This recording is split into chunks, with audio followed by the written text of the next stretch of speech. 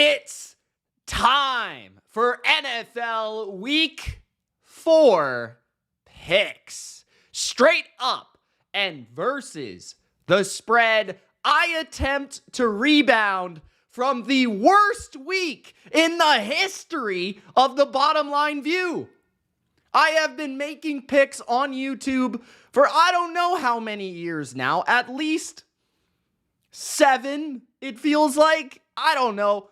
But we just had the worst week straight up in the history of the Bottom Line View. I did not think it could get worse than NFL Week 2. I did not think it could get worse, but it got worse. So guys, we're locking in. We're locking in. We're strapping up. Fans are upset with me. And I mean fans of teams. Fans of the Vikings.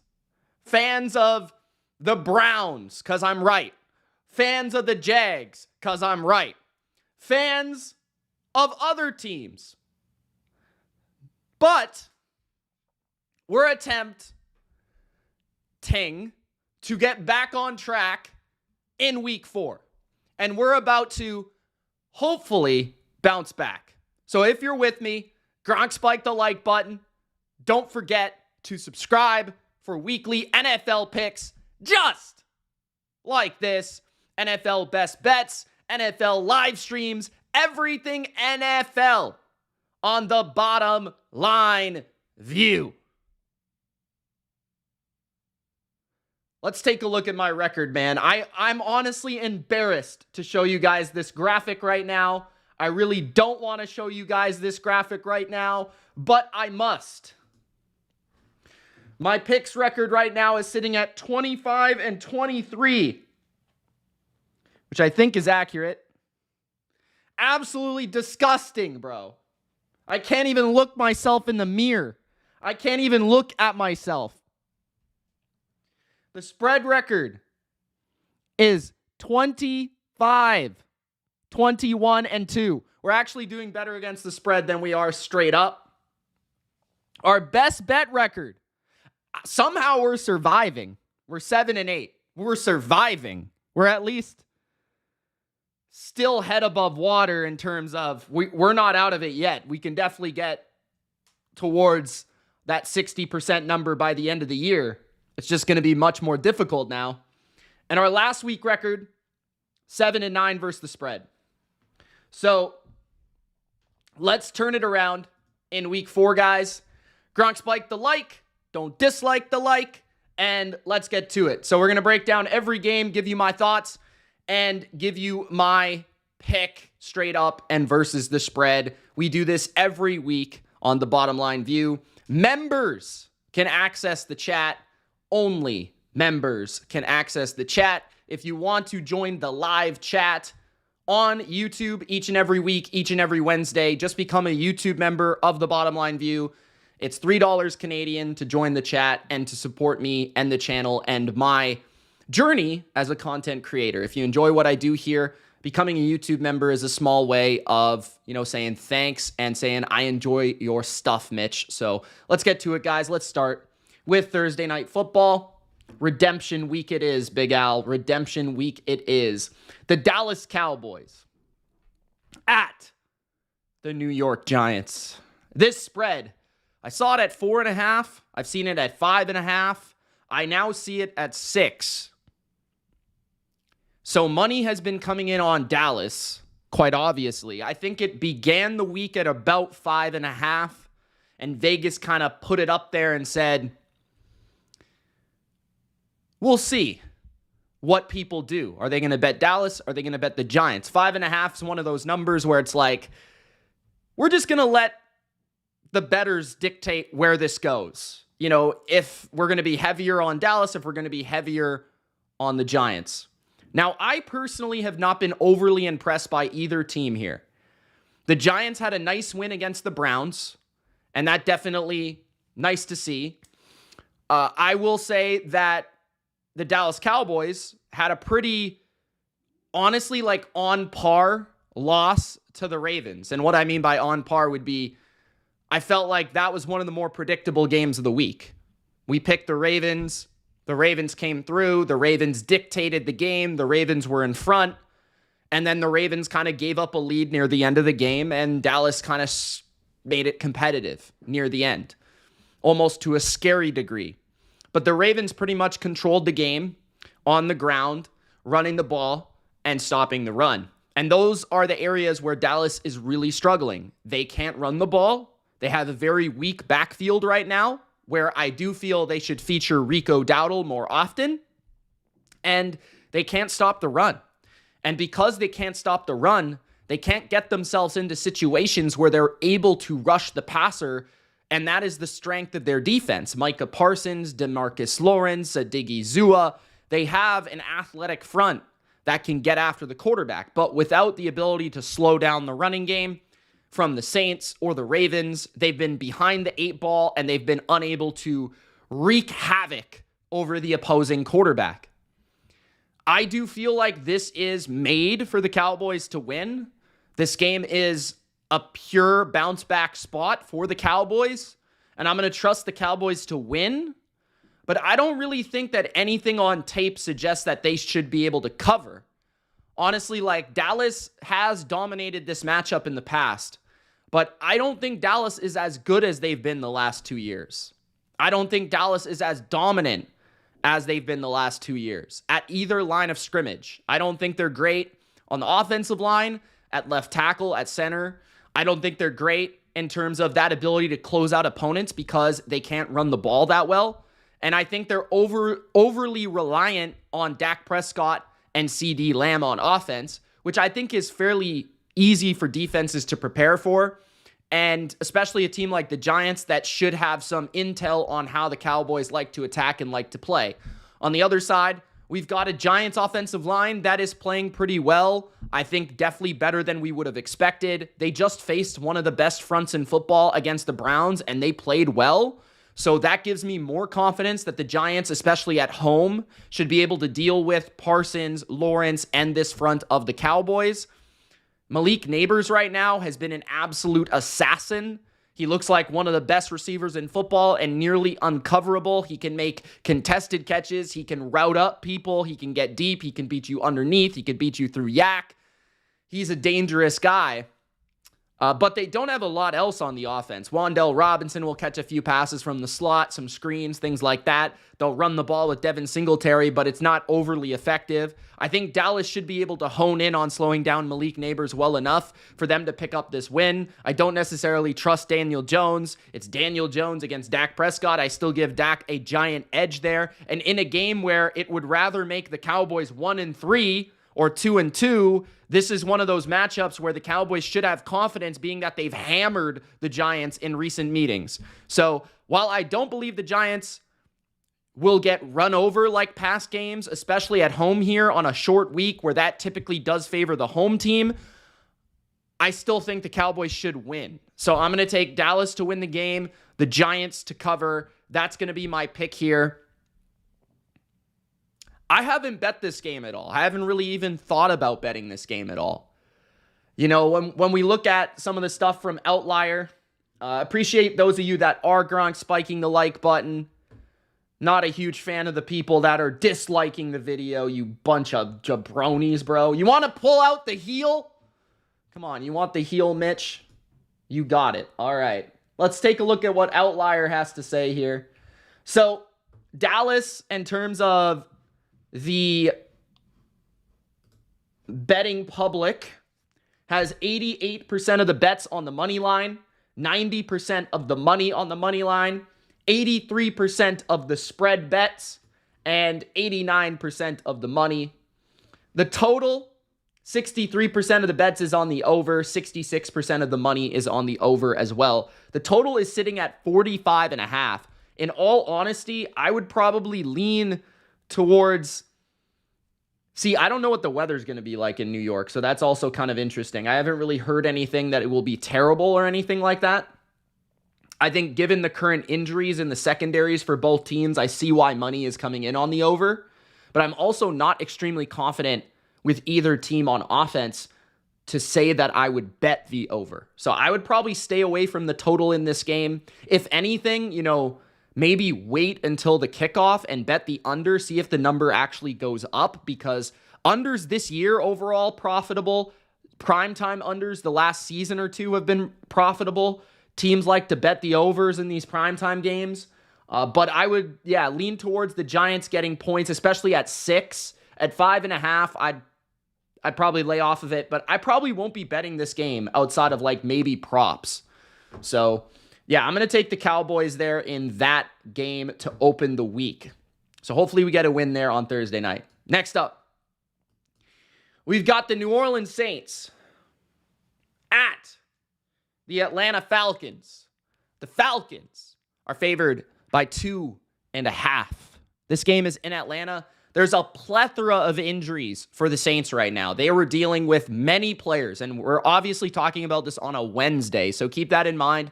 Check out your injury reports before you bet. Check out your injury reports, man, before you place any bet. Check out who's in, check out who's out. Understand which players move the number, which players don't move the number. But I will say that I think I like Atlanta here, and I'm going to stick to fundamentals in terms of a couple different things. Atlanta's at home. It's a divisional matchup. I see both teams at fairly the same level. I would say that last week Atlanta played well and lost. The Saints, they didn't play well. The game was close against the Eagles, but it shouldn't have been that close. They were at home. They kind of got a little bit exposed, and they dealt with major injuries. I kind of do like Atlanta, though, because I think Atlanta will be able to run the ball on the Saints. We saw the Eagles' inability there to push them around the Saints and the ability to run the ball there. And I think that Kirk Cousins each and every week has looked more and more comfortable. I like the combination of Drake London and Darnell Mooney right now. Kyle Pitts can contribute with a couple plays through the air as well, which might give the Saints a little bit of a tough time because Pitts is kind of a unique matchup for the Saints to deal with as opposed to the typical perimeter receivers.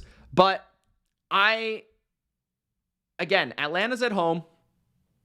Atlanta probably needs this game more than the Saints need it. The Saints have more injuries. Eric McCoy injured. Demario Davis missing at practice. Multiple guys missing at practice. I think the Falcons, just like that last week, I think they looked better. I think that the Falcons, I'm not really thinking that they're going to get overwhelmed by the Saints running the ball, especially with the injuries that the Saints have on the offensive line. We know how Derek Carr is when it comes to interior pressure. We know that he is really affected. And I felt like Derek Carr did not play well against the Eagles either with that interior pressure coming from guys like Jalen Carter. Can the Falcons affect the passer? I think Matt Judon has played well with the Falcons. I think the Falcons secondary has low-key been pretty darn solid with guys like Hughes showing up in a big way. AJ Terrell playing to expectation, Simmons and Bates being a good safety duo so far this year. And I just get the sense that the Falcons are just playing better and better and better with each and every week. I just feel like that has been the case so far this year. And I'm going to stick with that. I think the Saints, to a certain degree, just like they showed up in the first 2 weeks, they looked really, really good, but I think they came back down to earth against the Eagles to a certain degree. So that's kind of just what I'm thinking here. I feel like Atlanta is a good bet at home to take down their rival in typically a game where they're probably going to split the season series, but I'm going to actually check out the injuries for you guys right now before we finish this one, but I'm going to check out what Outlier has to say here about this game. So let's just check where the bets are at. So in terms of the bets, we've got the Saints with 52% of the bets, 86% of the money on the money line, 89% of the bets on the spread are on the Saints, 71% of the money. I'm actually shocked by that. And then the over, 61% of the bets is on the over, 39% of the money is on the over. So a lot more money on the under as opposed to the bets. So it's pretty much flipped. That's interesting. So money on the under, but bets on the over. I think the Falcons defense right now is kind of underrated. I'm not going to lie. I think the Falcons defense has been playing decent football. I thought they played pretty well at home against the Chiefs. I thought they played pretty well against the Steelers outside of a couple plays. And honestly, Even against the Eagles, I thought, for the most part, against one of the better offenses in the league, I thought they played pretty well. So I'm a fan of how the Falcons are playing defense. And I think that Cousins is the more reliable quarterback at home than Derek Carr with offensive line injuries. I'm going to check the injuries right now for you guys just to be thorough here. You guys let me know who you think is going to win this one. I see Durkant thinks that the Saints will win 23-17. Big Al thinks the Falcons will win 24-21. Atlanta wins, Atlanta covers. Okay, so Wednesday's injury report for the Saints. So Derek Carr was on the injury report. He is fully participating, though. Taysom Hill, full participant as well with a chest injury. Limited DeMarco Jackson, Kalen Saunders, who's been out the last couple of weeks at D-tackle. He's a big one. Landon Young, DeMarco Jackson, Landon Young don't matter. Did not participate. Alontae Taylor is sick. That's interesting. He's been, pretty important. Demario Davis with a hamstring. That's a pretty big deal. Alvin Kamara also did not participate. Hips and rib injury. So if he does play, he's going to be limited in his ability to be impactful. Cesar Ruiz also, it did not participate. I think they also put Eric McCoy on IR, if I'm not mistaken. So they could be without 2 starting offensive linemen in the game, and potentially even Alvin Kamara could miss the game, or Demario Davis. I would expect Taylor to play. The Falcons did not participate. Caleb McGarry with a knee injury. I would not expect him to play, but he's probably been the weakest offensive lineman on the Falcons so far this year. Damn.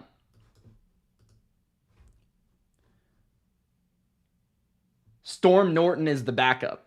I was thinking who was the backup. Storm Norton did replace Caleb McGarry last game. I remember on Sunday Night Football. He wasn't too bad. I mean, they still moved the ball after that. I don't remember him being a noticeable deficiency for the offensive line. So, yeah. I think the Falcons are my pick. All right, next up, we've got the Denver Broncos at the New York Jets. The Jets are favored by 7.5.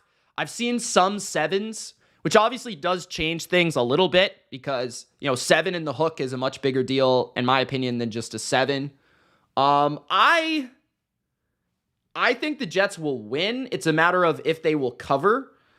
I think the Jets looked really good on Thursday night. Their defense was flying around. They were playing fast. They stopped the run against the Patriots, which has not been easy, right? Seattle struggled against the Patriots run game. The Bengals struggled against the Patriots run game.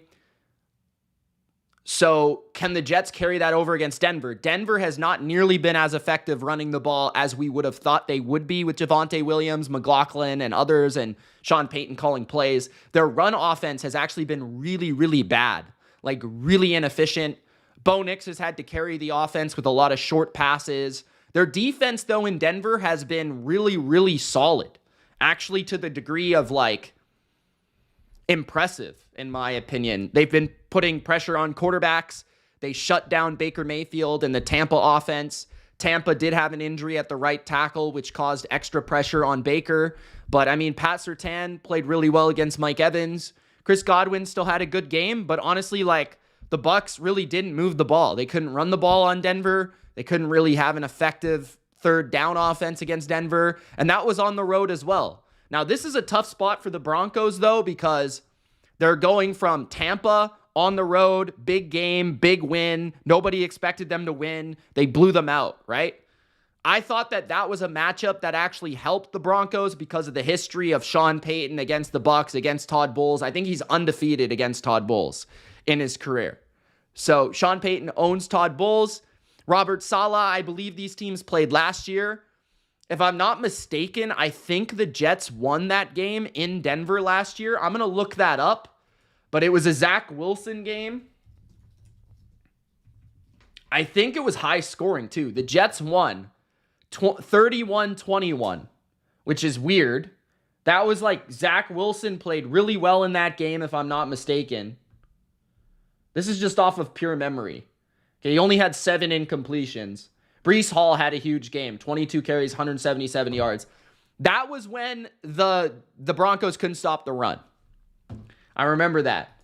That was like, I think right before or right after the Dolphins game where they let up like 1,000 points in one game.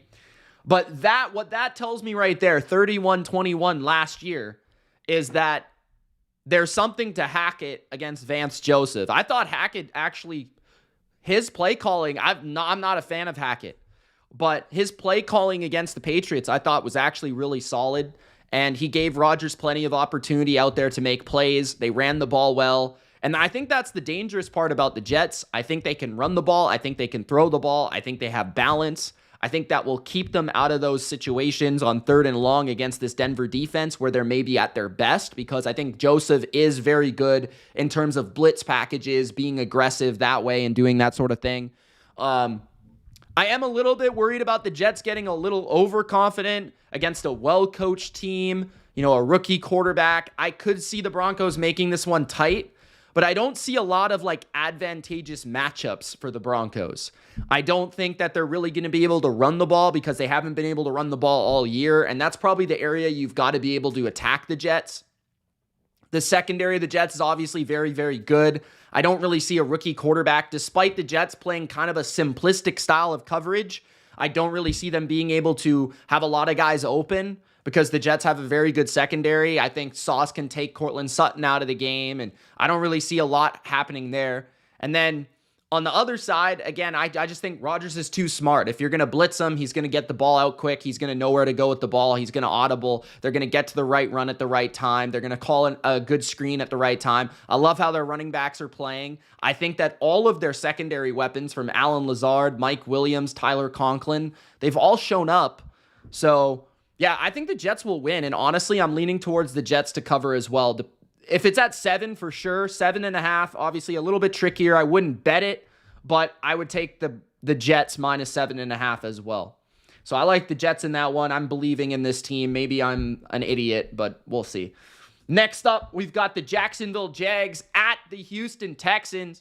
Houston favored by 6.5 after a massive loss in Minnesota, where they were absolutely putrid, especially in terms of penalties and just overall just lack of understanding of like being on time, being with chemistry on offense. Their defense gave up some big plays through the air, on the ground.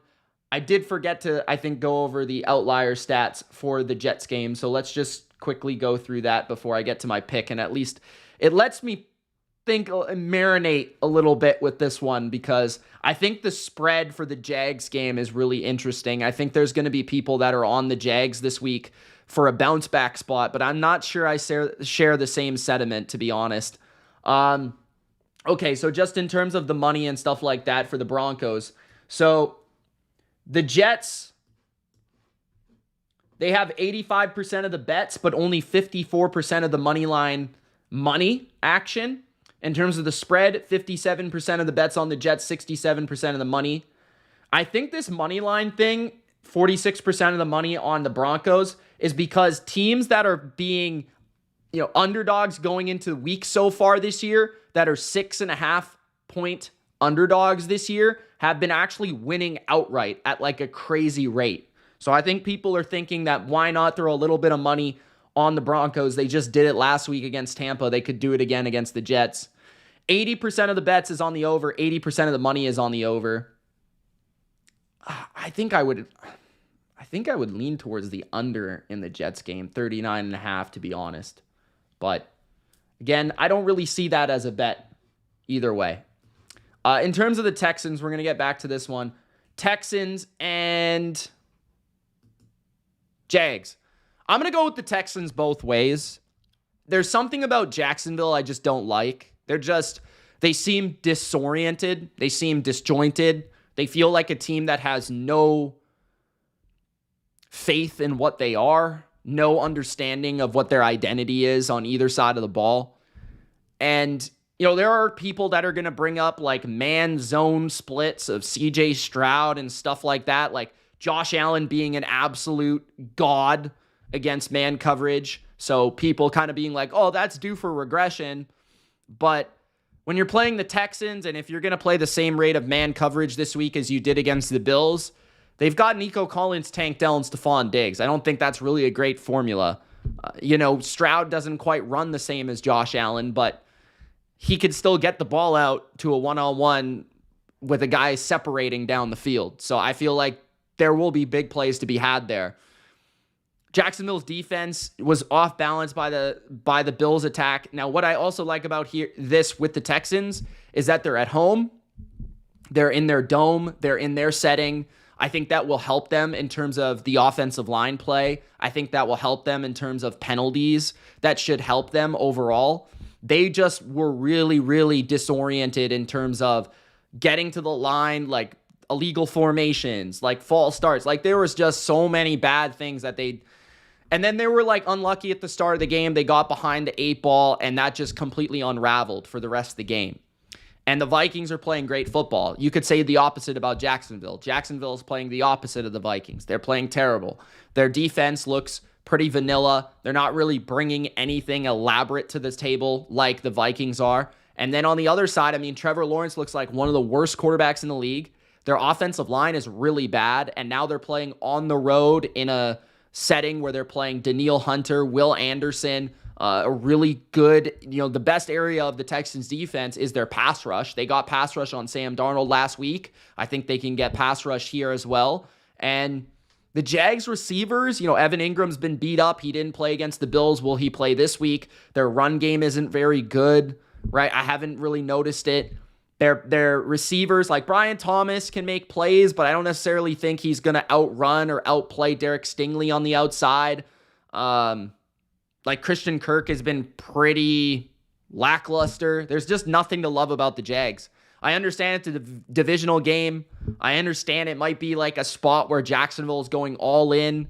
Like they've got to win this game. They've got to come out and they've got to play well. I just don't see how it happens. I don't really see it. So I'm going to go with Houston here. I think Houston, because they lost, it's also a spot where it would be surprising if they didn't come out with more energy, more passion, more fire, more of a, okay, let's get back on track. Let's prove we're really a good team after what we laid last week in Minnesota. And I believe in CJ Stroud. I believe in DeMeco Ryans. I don't believe in the current state of Jacksonville in that regard. So I'm going to take the Texans to bounce back in this game, cover the spread, win this game at home.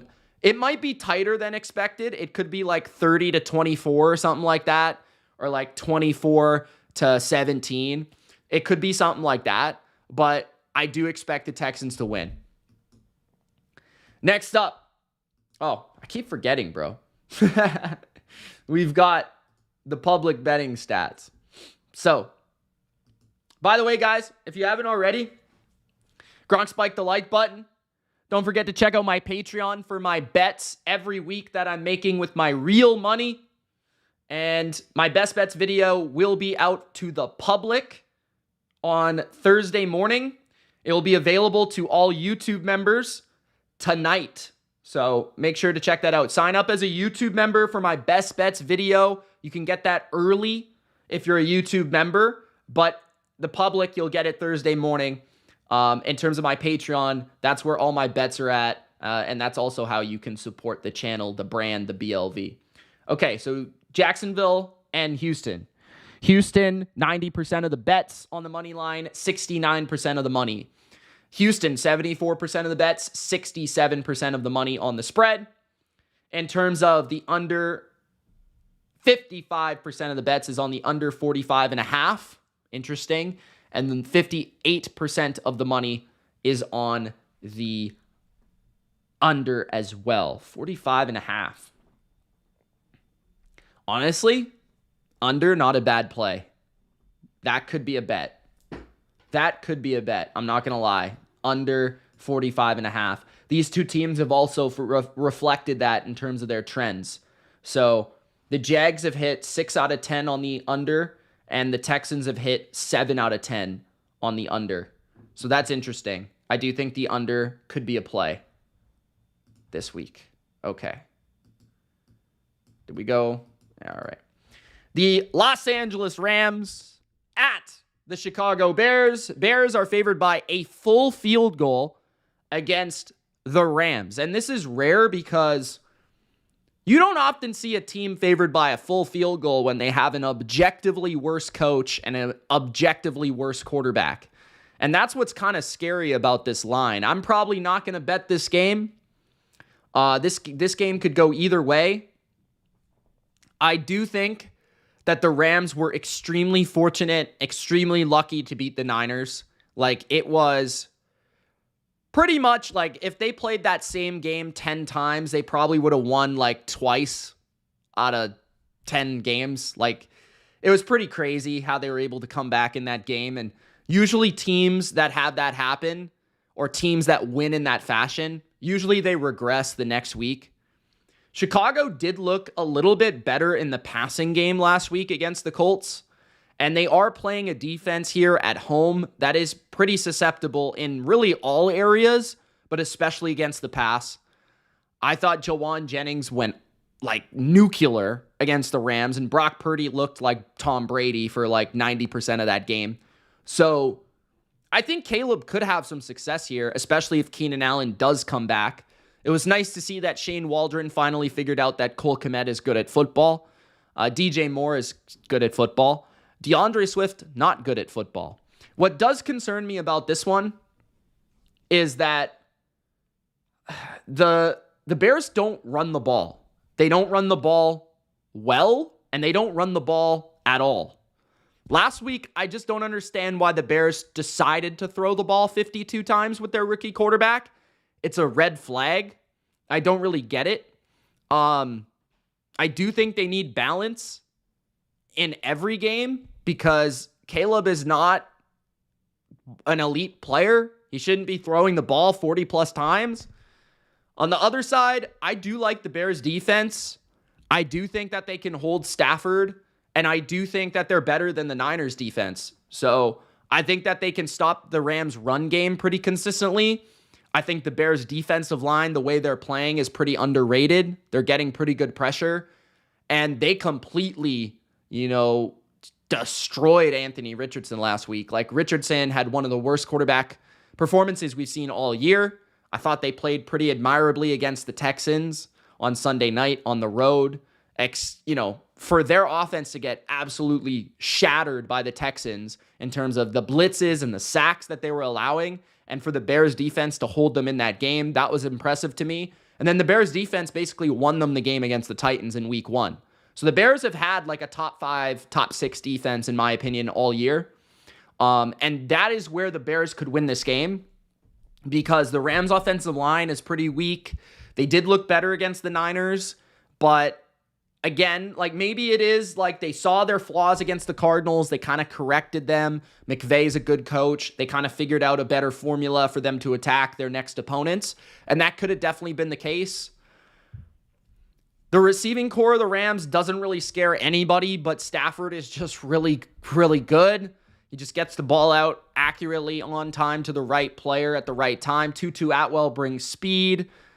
Like, Tyler Johnson, Demarcus Robinson, Kobe Parkinson, all these guys, they're nothing special, but they all kind of have their own unique kind of flavor to them that brings something to the table. And Kyron Williams has been very effective in short yardage situations. I kind of want to pick the Bears. I'm not going to lie. I just feel like the Rams were very fortunate last week. And I know that I typically would pick McVay and Stafford in this situation, but I just feel like the Bears at home, I kind of liked how they started to click in the passing game last week. Roma Dunze looked good. I just kind of feel like the Rams will come back down to earth this week. I do. So I don't know. Don't trust me on this one, I would say, but I do lean towards the Bears. They're at home. They've got the much better defense, and I think their offense can move the ball against the Rams because I don't think the Rams defense is very good. I think the Rams defense is bottom 5 in the league. So I think the Bears win. A 3 is tricky. That sucks. Honestly, like, I could see the Bears winning and the Rams covering. Like, this could be like one of those weird games where it's like 23-21 and the Rams cover, or like 19-17, something like that, where the Rams actually cover the spread with 3. So I might go Rams win, Bears cover. That might be weird, thread the needle, but I'm gonna go with that. Why not? We're gonna try it. Next up, before we get to that, let's check out the public. Durkan says Bears are a joke. Negan says Rams like upsetting teams. One of the upsets of the week. Nobody thought the Rams were going to win against the Niners. Give me the Rams. And that's part of the reason I don't think they're going to win, is because they just upset a team that nobody thought they would upset, I think. And honestly, it was pretty fluky. Okay, so the Rams, 53% of the bets on the money line, 93% of the money. The spread, 75% of the bets and 78% of the money. On the over, 67% of the bets are on the over. 71% of the money is on the over. The total is 40.5. I think that's a good number. Now, what I would say is, do you guys see the green up here? You guys see that green? That's the Rams when it comes to the trend of the over. The over has hit on the last 10 Rams games in a row. So, you might have to bet the over just because of that. Just because of that, dude. So, I'm just saying. All right. Is that our next game? Nope. Our next game is the Cincinnati Bengals at the Carolina Panthers. If you guys haven't already, Gronk, spike the like button. Don't forget to subscribe. Bengals, Panthers. I don't want to do it because this team broke my heart on Monday night and broke my bank account.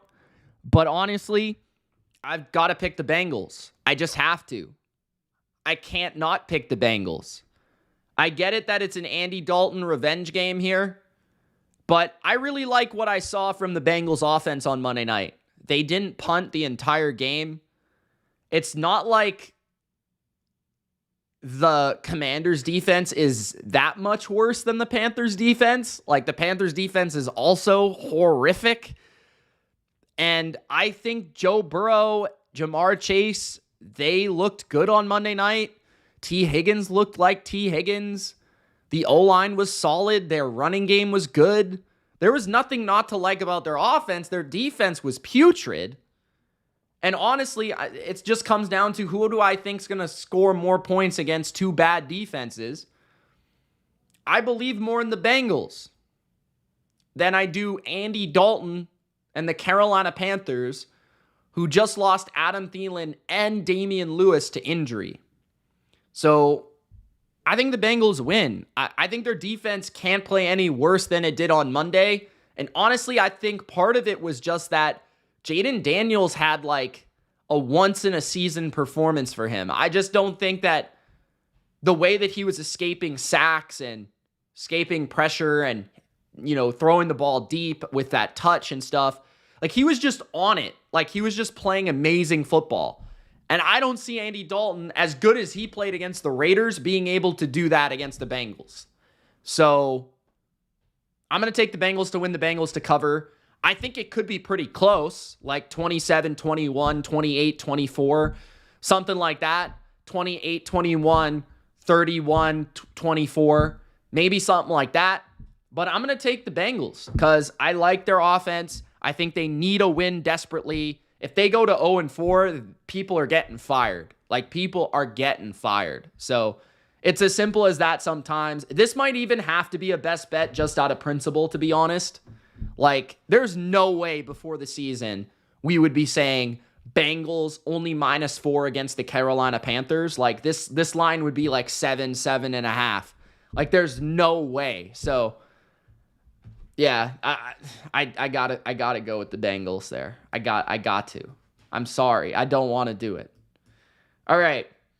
So, in terms of the public betting, we have 79% of the bets on the Bengals on the money line, 76% of the money on the money line on the Bengals, 69% of the bets on the spread on the Bengals, 77% of the money on the Bengals. 59% of the money is on the over 46.5, which is a high number for this game in particular, it feels like. 62% of the money is on the over for the game as well. Nothing stands out in terms of trends other than the fact that the Bengals have only covered 2 of their last 10 games. Which, I mean, yeah, noticeable. Definitely. Definitely noticeable. Okay, next up, we have the Minnesota Vikings at the Green Bay Packers. Packers favored by 2.5. This is like the game of the week, I think, or at least one of them. One of the top 2 or 3 for sure. This is a huge game in the NFC North. The game is in Green Bay. Jordan Love is expected to be back. And this is one of those games where I feel like, typically you watch how the Vikings have played, and they've played phenomenal. You haven't, and I say you in terms of me, I haven't believed in them to the degree that I should have, because I was pretty high on them this offseason in terms of their potential. I made a video about them being a dark horse team, way back in June or something like that. Maybe even. So, I was pretty high on the Vikings in terms of their potential. But this is that type of game where I'm like, this is the week where they get us. You know what I mean? This is the week where the Vikings are going to disappoint, because everyone saw them play the Texans, everyone saw them play the Niners, and they're like, now is the time we're going to bet on the Vikings, because I don't think the public has been all the way in on the Vikings yet. And this just feels like it's going to be that week where it's like everyone's going to pour in on the Vikings, and they're going to and then boom, they're going to switch up and they're going to disappoint us. That's what it feels like. But honestly, I do feel like the Packers are the better team. I do feel they're the better team. I do feel they're at home. I'm scared about Jordan Love being, injured, coming back from injury. But the Packers are the better team. I think that they actually match up well with the Vikings as well. We saw this matchup last year, late in the season. I thought that Matt LaFleur found a formula to attack Brian Flores pretty well, pretty effectively. And so I think that he's seen Flores more than other coaches, which does help. And Matt LaFleur's been in his bag this year. So I will say that. On top of that, I think, being out of Minnesota is a huge factor. Playing in Minnesota is a huge deal. And I think it really powers the Vikings to wins and to getting leads and to helping their defense. Jair Alexander has typically done a very good job at limiting Justin Jefferson. And the front of the Packers is really good. It's really good. I mean, they've played really well. Xavier McKinney is playing really well in the back end as well. And the Vikings aren't fully healthy on either side of the ball. The Packers are the healthier team.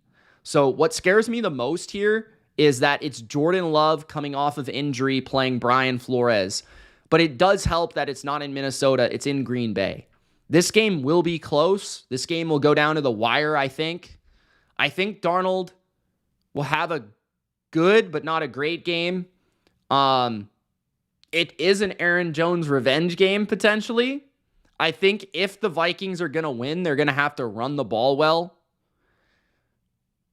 But ultimately, I think what really hurts the Vikings in this game is that they don't have their secondary targets in the passing game. Naylor's been pretty good, but I think against the Packers, what really hurts the Packers is when you have depth of playmakers.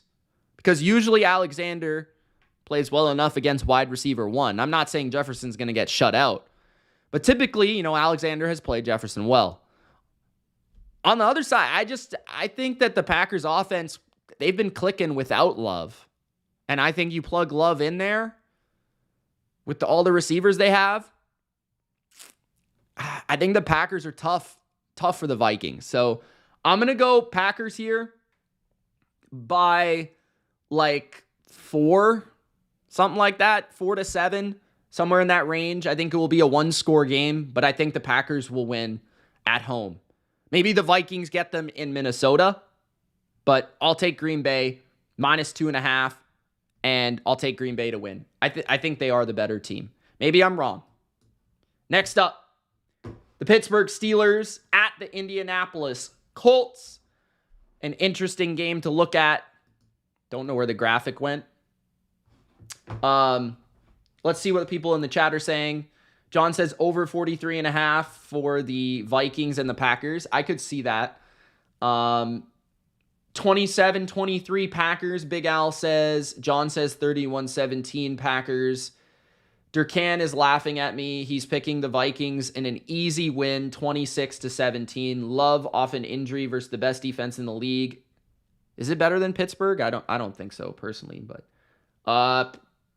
and Durkan's laughing. This guy has doubted Minnesota for 3 straight weeks. Do you get tired of being wrong? I mean, they're going to lose eventually. I don't think they're the greatest team that's ever played. So, I mean, you could pick them every week if you like. You might be right. You might be right. In terms of the trends, 57% of the bets on the money line for the Vikings, 80% of the money on the Vikings, 79% of the bets on the Vikings, 61% of the money, 64% of the bets on the over, 55% of the money on the over for the game. So John is right in terms of where the money is going, where the bets are going, the over, and a lot of people on the Vikings, which is also kind of making me more confident that the Packers are going to win. I'm not going to lie. Because I told you, that's my exact mental gymnastics. Now that they just destroyed the Texans and they beat the Niners, I think people are going to be all over the Vikings this week, and I think they're going to be wrong. And it sucks, but it's just the way it is, bro. It's just the way it is, man. Okay, Pittsburgh Steelers, Indianapolis Colts. For some reason, I like the Colts. I don't know why. I think the Steelers are definitely the better team, but the Colts are at home. The Colts beat the crap out of the Steelers last year. I want to look up that game and see what the score was, but it was bad. For some reason, I like the Colts. The Colts are at home. I like Shane Steichen in this matchup because they won 30-13 last year. 30-13. Now, this was a game that featured Mitch Trubisky, so keep that in mind. Trying to see. TJ Watt did play. I think the Colts are going to win. I think this is an upset. I'm going to take the Colts. There's not a lot of logic. I think the Steelers are the better team, but I think the Colts have the offensive line, one of the rare offensive lines that can actually block the Steelers. I think the Colts will be able to throw the Steelers off balance with their run game, with some Anthony Richardson run game. I think that Richardson is one of those guys that he's terrible 90% of the time, but the 10% of plays that he makes, nobody can defend, not even the Steelers. So I think they'll be able to put up some points. The Steelers, they love to run the ball, but they haven't ran the ball well. So I don't necessarily know. It's kind of like the Bears, right? Where like the Bears weren't able to run the ball and they don't want to run the ball, but like the Bears weren't able to run the ball to go against the Colts. The Steelers have offensive line injuries, which concern me.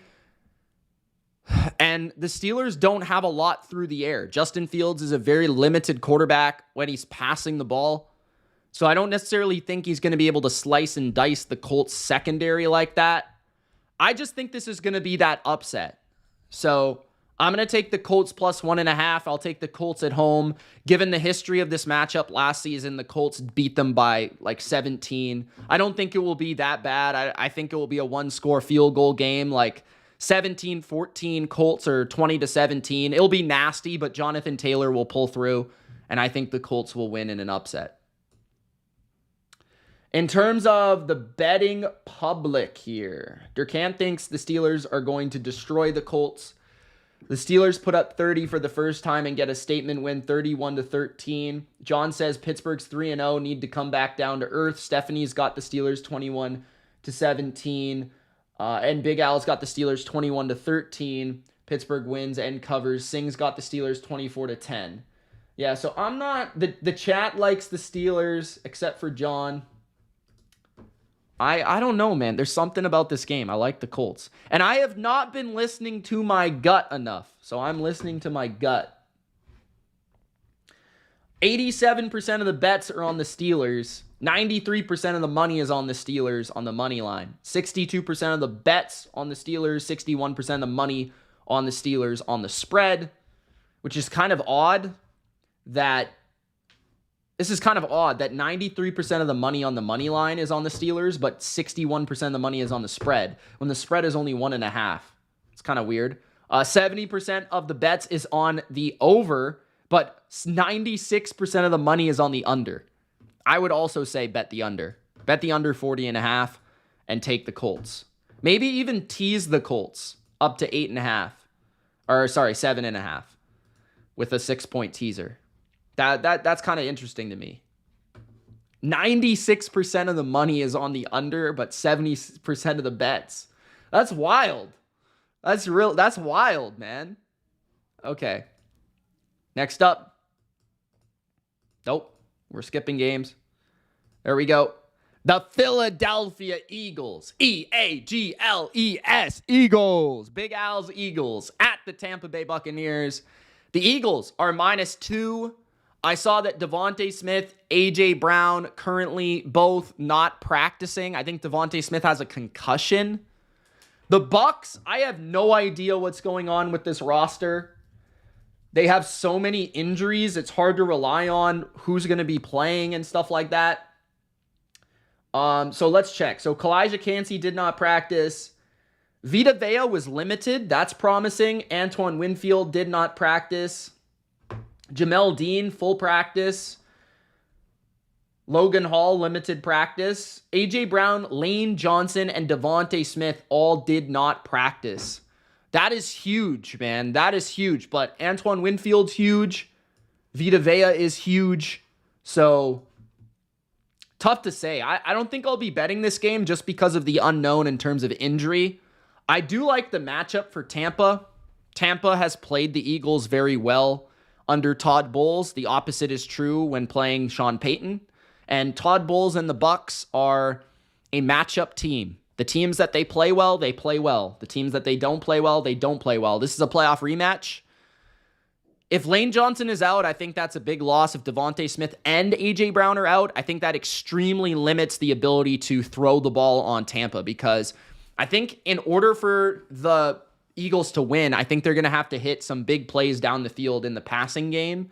And if both of those receivers are out, I don't really know who they're going to throw to other than Dallas Goedert. But Saquon's playing phenomenal, and they have been able to run the ball on every opponent they've played. They've been able to overpower teams. Jalen Hurts, though, is not playing well, and Jalen Hurts typically does not play well against Todd Bowles.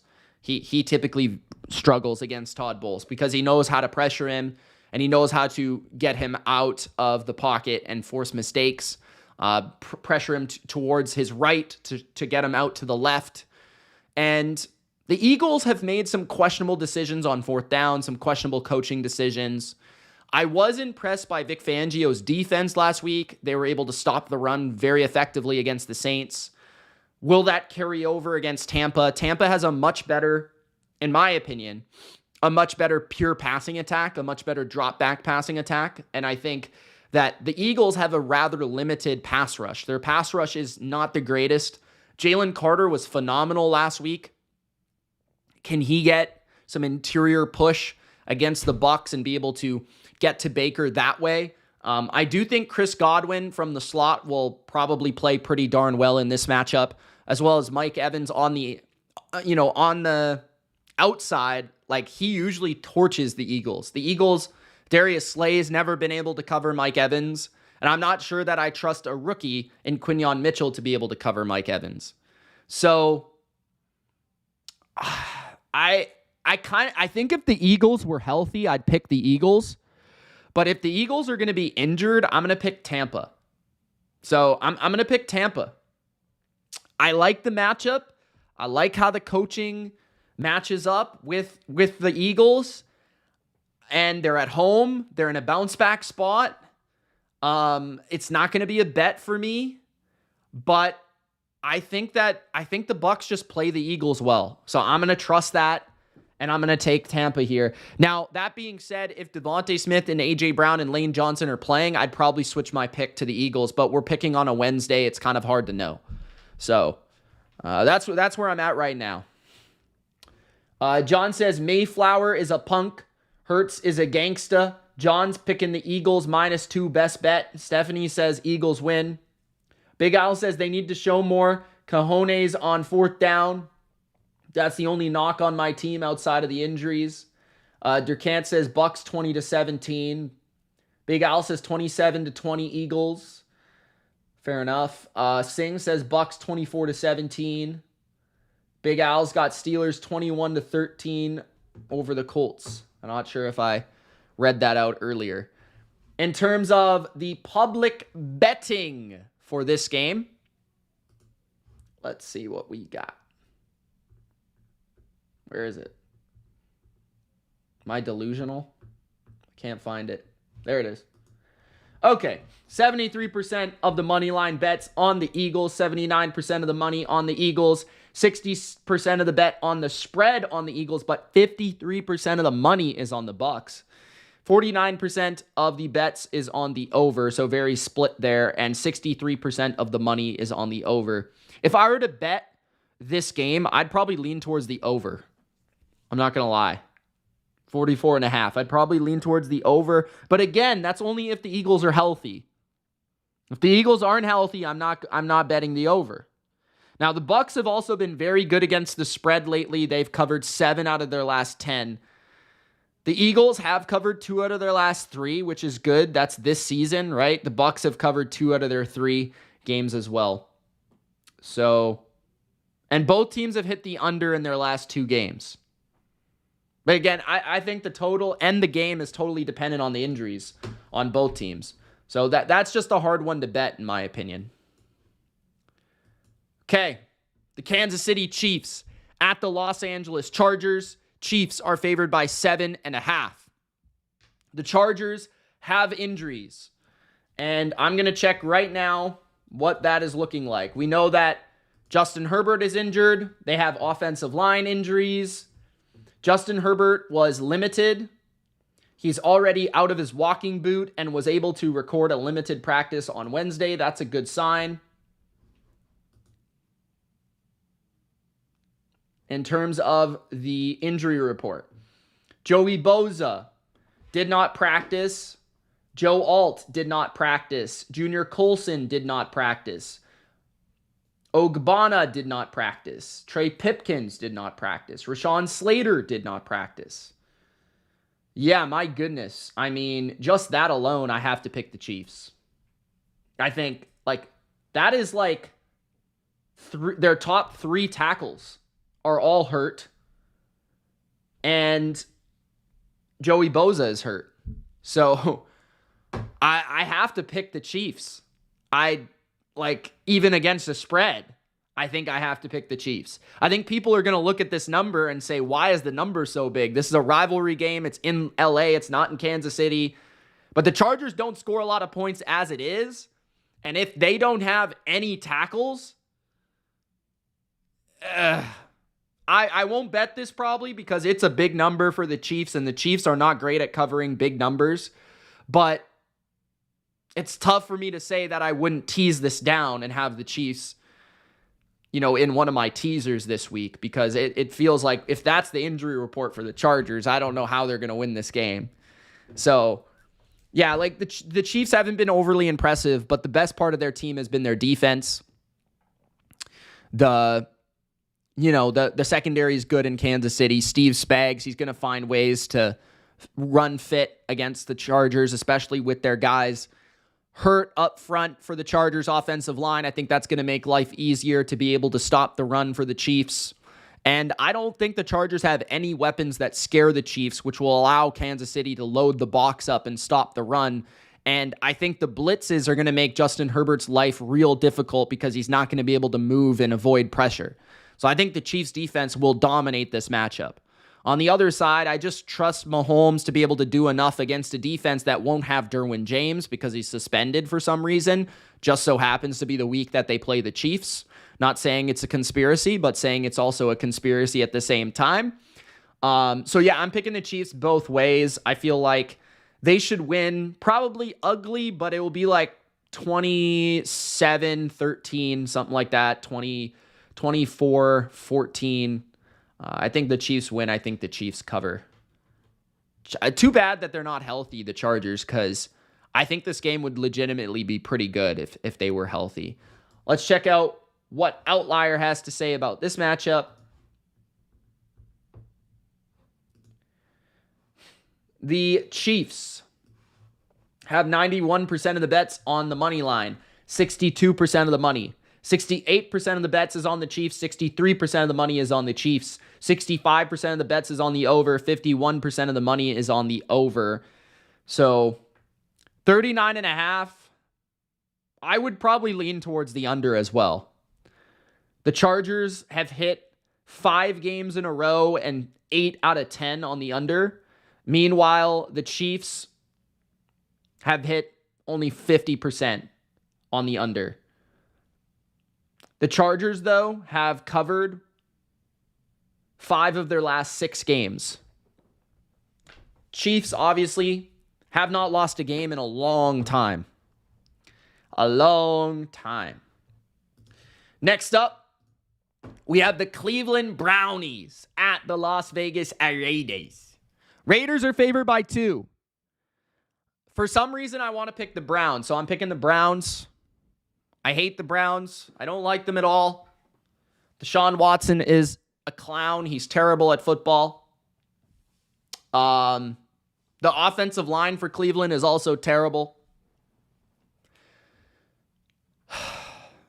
But I don't know why. I just want to pick the Browns. I don't know. I honestly have no analysis. I don't have any analysis. I did hear Myles Garrett might be hurt. I heard that Max Crosby might also be hurt. So we're going to have to check this injury report here again. There's a lot of injuries right now across the NFL, man. So we've got limited for Joel Bitonio. Conklin, he did not practice. Ford did not practice. He sucks. Myles Garrett has 3 injuries, a foot, an Achilles, and a thigh. He did not practice. Jordan Hicks did not practice. David Njoku did not practice. Pierre Strong did not practice. And Jedrick Wills did not practice. It looks like if you've got Deontay Foreman, he might be a start this week in fantasy, bro. Max Crosby did not practice with an ankle. Diablo did not practice. Colton Miller, full practice. Munford did not practice starting right tackle. So both teams beat up. Browns more so than the Raiders. Raiders are at home. I don't know why I want to pick the Raiders, but then I don't know, man. I like the Raiders, though. I kind of hope the Raiders win. Do I pick the Raiders? It's John's best bet, so maybe I should pick the Raiders. Let's see what Outlier has to say. I hate this game. Clearly, I hate this game. This game sucks. This is like the 2 most unreliable teams in the NFL. How am I supposed to pick this? How am I reliably supposed to give analysis on a game between the Raiders and the Browns? And I'm already just like absolutely lacking in the picks department this year, so I don't have very much confidence. 45% of bets on the Browns, 61% of the money are on the Browns on the money line, 67% of the money on the Browns on the spread, 46% of the bets on the spread. Over 82% of the bet. I do kind of like the over because both teams are really beat up on defense. If Myles Garrett and Max Crosby are both out, which I'd be shocked if Max Crosby didn't play because he's a freaking lunatic. then I would bet the over just because those two players are so important to their defenses. But we won't know that until later in the week, probably Friday. You know what? I was going to pick the Browns, but screw it. I like the Raiders more, so I'll just pick the Raiders for fun. Why not? Who cares? Next up, the Washington Commanders at the Arizona Cardinals. I do have a decisive pick here. I'm picking Arizona. I like Arizona here. Arizona -3. Arizona's the better team. Washington just won a game on primetime. And I think people are going to buy into it. But I've seen Washington play this year in every game. They can't stop anybody. Not a single soul. They're not going to stop the Cardinals in this game. The Cardinals are at home. The Cardinals are going to be able to run it, throw it. Marvin Harrison's not going to be covered. I don't know if Trey McBride has a concussion or not. That's something to be aware of. But I think Michael Wilson, Greg Dortch, they've got enough weapons to slice and dice the Commanders. And Kyler Murray is going to show Jaden Daniels who the real man is in terms of the little men in the NFL running around in circles. And I just think Jaden Daniels is probably due for a little bit less of a stellar performance. As a rookie, they typically go like a roller coaster up and down. And I think the Cardinals' defense is better than people think, especially when it comes to being athletic, fast. They can rush the passer in terms of a lot of different elaborate blitzing and coverage looks. I think that will give Jaden Daniels some issues. So I think the Cardinals are kind of underrated. Like, people are still saying they're bad, which I don't agree with. They hung in there with the Bills. They hung in there with Detroit, two elite teams in my opinion. And yes, they lost, but I felt like they played well in both games, especially I think their defenses played better in the first halves of the game than people would have expected. And then in second half last week, they hung in there against Detroit. And then they beat the crap out of the Rams. So yeah, I think the Cardinals have an athletic front that can actually run and slow down Jaden Daniels well enough. The Bengals looked slow as hell. And I think that the Cardinals can move the ball and score pretty easily. So I'm gonna take the Cardinals here. I think they'll get to 30. It'll be like 30-20, something like that. 31-23 Cardinals. Let's take a look at what OUTLIER has to say. I just see a lot of red for the Commanders on these trends here. I see a lot of red. The money line for the Cardinals, 69% of the bets on the Cardinals, 31% of the bets on the Commanders. 49% of the money on the Cardinals, 51% of the money on the Commanders for the money line. That's interesting. 52% of the bets on the spread are on the Commanders. That makes me a little bit more confident about my Cardinals pick. 71% of the money is on the Cardinals, despite only 48% of the bets. 28% of the money is on the over, so 72% of the money is on the under 50.5, and that would lead into my call of the Commanders being a crappy defense, but the Cardinals being an underrated defense. I think this will end up as a best bet, the Cardinals -3. I'm not going to lie. 3.5 is more sketchy if it's 3.5, but if you can find a 3, I think the Cardinals might be a bet this week. I'm not going to lie about that one. Little bit of a spoiler there. Okay, next up, we've got the New England Patriots at the San Francisco 49ers. And as Caesar says, dude, there's 103 people in the chat and only 46 likes. Come on, fellers. Let's fix it. Big Al says, Gronk spiked the like button, guys. Yeah, for real, if you're watching this video right now live, Gronk spiking the like button, liking the video does help the channel a lot. It helps more people, a new audience find the Bottom Line View to grow this community, and it really helps me a lot. So make sure you Gronk spike the like button, guys. It's absolutely free. Okay, it costs nothing, so just like the video. Okay, Singh has the Niners 50-0. Okay, so this is my two favorite teams in the NFL. The Patriots are obviously my favorite team. The Patriots are the worst team in the league. They're going to San Francisco. They have had 10 days to rest. They've had extra days to prepare. They were on a Thursday night. The Niners are extremely beat up. The Niners are probably missing Deebo Samuel. They put Javon Hargrave on IR. I know they're missing Christian McCaffrey. I'm not sure if there was an update about Christian McCaffrey today. I don't think so. I know that he went to Germany. I think he'll be back later in the year, but I don't think he'll be back in the next few weeks, unfortunately. Despite me, going to the Seahawks game in a couple weeks, I wish I could watch Christian McCaffrey. At least I got to watch him last year. Kittle, I think, will be playing. Jawan Jennings is a dog. I saw a stat that Brandon Ayuk actually created the most separation in football last week, which is kind of odd because I didn't think Brandon Ayuk played very well, but stats are stats. I don't know if you believe them or not. But honestly, this is the Niners at home, coming off a loss. I still believe the Niners are very good despite their injuries.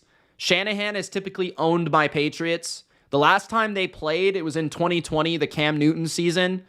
I think the Patriots lost by like 400. I want to actually look at what the score was. 2020 49ers versus... I remember there being a meme of me putting my sweater over my head. It was 33-6. That game. That was fun. That was in New England. That was also Jimmy Garoppolo. The Niners had 467 yards and 26 first downs with Jimmy Garoppolo at quarterback against the Patriots.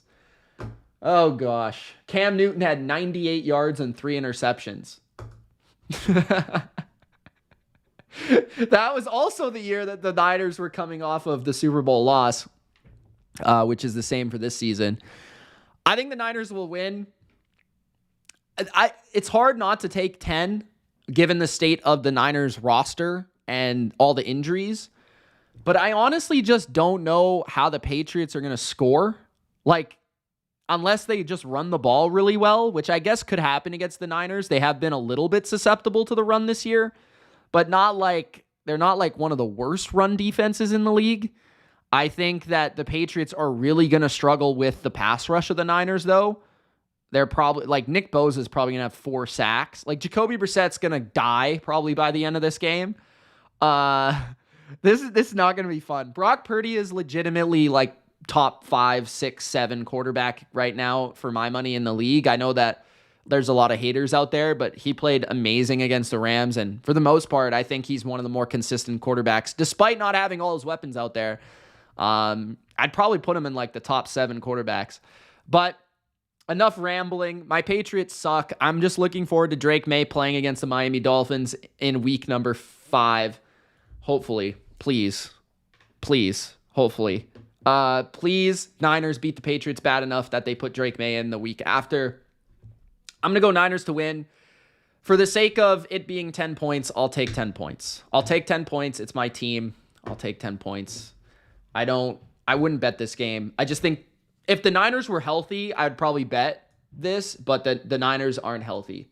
So, like I said last week, wait until the Niners get a little bit healthier, and I want to see their defense improve. I think the biggest thing you can watch for the Niners in this game is how does their defense play, their run defense, and do they dominate as they should in the pass game? We'll see. I think their defense needs to play better. So, 93% of the bets on the money line is on the Niners, but 56% of the money is on the Patriots. Weird. Okay. People are going for it with the Patriots. The Patriots have covered 8 of their last 10 games, just so you guys know. 65% of the bets is on the Niners on the spread. 66% of the money is on the Niners. 74% of the bets is on the over. 70% of the money is on the over. So, just based on trends, the Niners have not been effective covering the spread recently, while the Patriots have.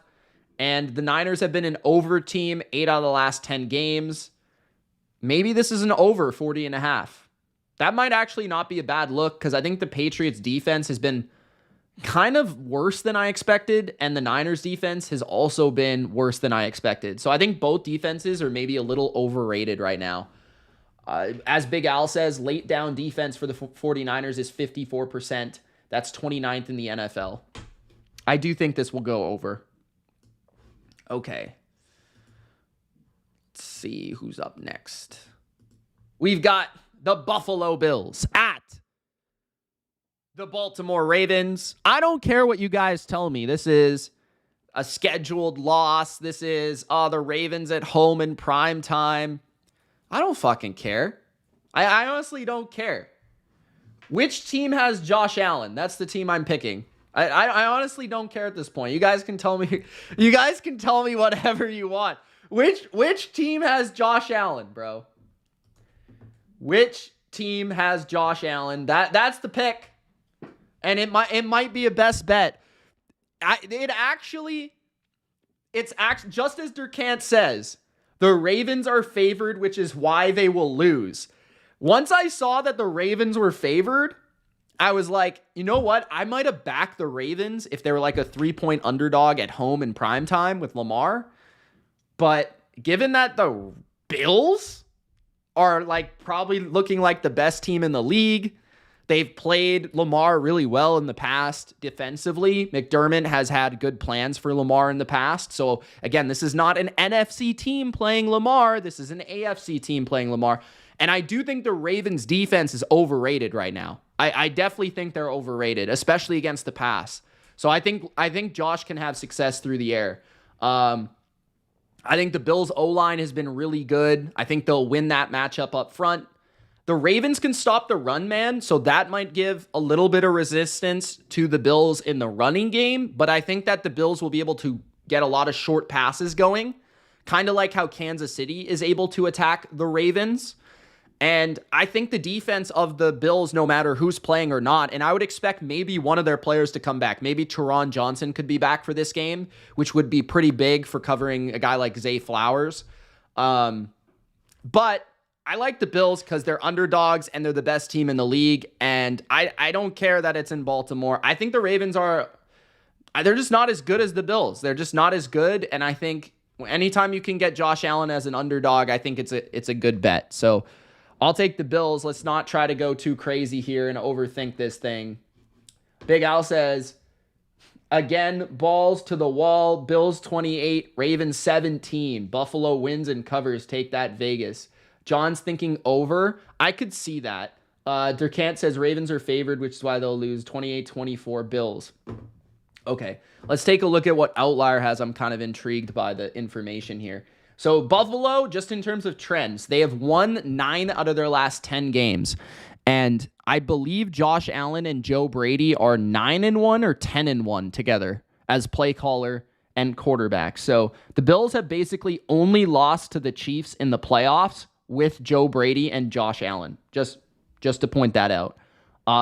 They have covered 9 out of their last 10 games. They have won 9 out of their last 10 games. The Ravens, meanwhile, have failed to cover in 4 out of their last 6 games. So Vegas perhaps has overrated them. The total is sitting at 46.5. I don't know if I have a lean either way. Money line, 53% of the bets is on the Bills and 56% of the money is on the Bills. The spread, 76% of the bets is on the Bills, 79% of the money is on the Bills. 89% of the money is on the over, while 61% of the bets is on the over. So a lot of money coming in on the over. Interesting. I think that's fair. Fair enough. I would lean toward the over, but again, like there's nothing in a trends perspective that would say that you should bet it, really. The Bills have been more of an over team lately. Okay. But that's a huge game. That's a great game. I think where I struggle with the Ravens is their passing game. I don't really have a lot of confidence that the Ravens are going to be able to throw consistently against the Bills. I think the one area I would say maybe they could do it is with their tight ends. But Mark Andrews has been really disappointing, and I don't really think they've figured out how to consistently utilize Isaiah Likely. As good as he is, as talented as he is, I don't think they've really figured that out. So, I also love Buffalo in teasers this week. They have only lost one game by more than one score. They've lost one game by more than one score since 2021.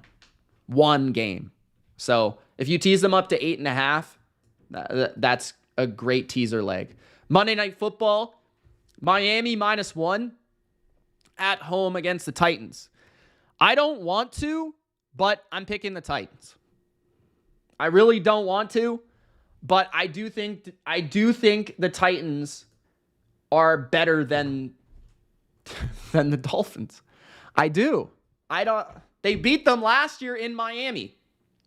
And L'Jarius Sneed is Tyreek Hill kryptonite. And the Dolphins can't run the ball. And the Titans D-line is going to whoop the Dolphins' ass. So, I mean, who's quarterback for Miami? Snoop Huntley? Like, Will Levis sucks. He's going to throw the ball to the other team, but he also makes a number of nice throws. This is probably going to be a low-scoring game.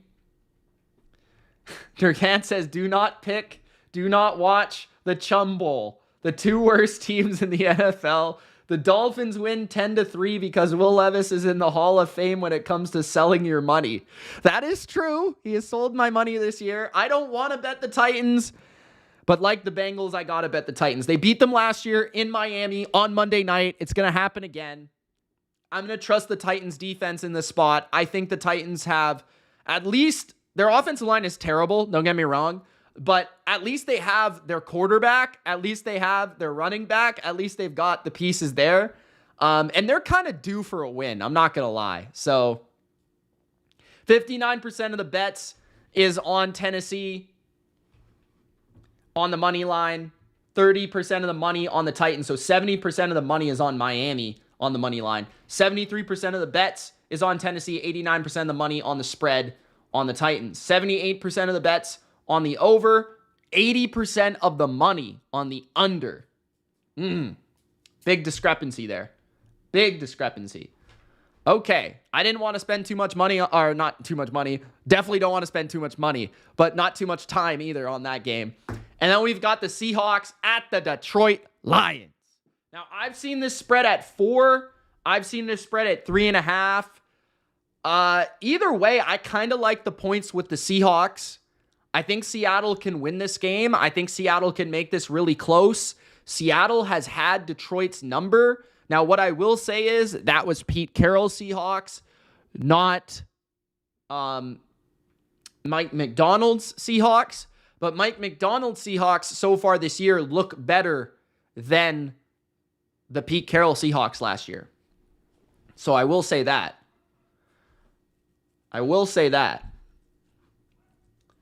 Now, I think Detroit is the better team, but there's something to this matchup.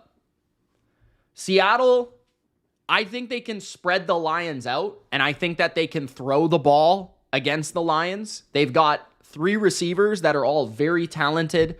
Noah Fant, good tight end, Zach Charbonnet or Kenneth Walker. Either way, they're going to be able to, I think, balance it out a little bit. The Lions' run defense is stellar, though. I do think the Lions' defensive line can give the Seahawks some issues. They just lost Marcus Davenport on the edge, though, which could be a pretty significant loss to their early down defense. I do see mismatches for the Seahawks at their receiver positions, though, against Detroit's corners. I do definitely think that's an edge for them. On the other side, I think Seattle will have a good plan in pass defense against Jared Goff and against Detroit's pass offense. If you recall, I think the Ravens wrecked the Lions last year. Like, absolutely destroyed the Lions last year. And that was Mike McDonald's defense that had a big part of that. And I think they did a good job against Jared Goff. Now, that was outdoor Jared Goff against a stellar Raven defense. And you also threw in Lamar on the other side. But I think Seattle's defense is solid. I am a little bit worried about the line of scrimmage matchups for Seattle. I do think Detroit is better in terms of both sides of the ball. The offensive line in Detroit and the defensive line in Detroit, I think, has edges on Seattle on both sides. I will say that Seattle's D-line is better than people give it credit for. I kind of think it's Detroit to win, but Seattle to cover. That's kind of the feeling I'm getting. And maybe Seattle just wins the game outright, but I kind of think it's going to be Detroit to win, Seattle to cover. Like 24-21 or like 27-24. Something like that. I think it's a 3-point game either way. So I'll take Detroit to win because of the line of scrimmage mismatches, in my opinion, that I think they have. And I'll take Seattle to cover because I like the secondary matchups in terms of Seattle's secondary against Detroit's receivers. I think they can cover them. And I think Seattle can throw the ball on Detroit. Now, maybe Seattle just wins, bro. I might have to make this a best bet because if I think Seattle can win, I mean, you really think about it, like, is there a better, like, Woolen on Williams? That's a great matchup for Seattle. Witherspoon on Amon-Ra? Like, is there a better player that you would want to cover Amon-Ra than Witherspoon? And then you've got Mike McDonald on your side. Good linebacker. I like Seattle's linebackers. Julian Love's playing superb. But Seattle also hasn't played a lot of competition. They have not played a team like this. They might be due for a loss against a good team. They haven't really been battle tested against a team as good as Detroit. But then again, the Lions could run the ball on Seattle. You know, New England ran the ball on Seattle, I thought. Okay, I'll take Detroit to win and Seattle to cover. But that's tough, man. That's a good game. That's a good game. That's a good game, guys. This is going to be a good game. I can't wait to stream that one. Gronk, spike the like button. Don't forget to subscribe. It's Mitch. Thank you so much for watching, guys. John says Seattle +4. Goff will be picked at least 3 times. Stephanie says Seahawks are a different team this season. They can win at home and on the road. Singh says Lions 23-20. Seattle has a great defense, says John. Durkant says, I don't trust the Seahawks offensive line on the road. I think the Lions grind out a game 24-21. Similar thinking there. Guys, again, Gronk, spike the like, subscribe. It really helps the channel. And we'll see you for our best bets video, our prop picks video, and more for the rest of the week. Deuces.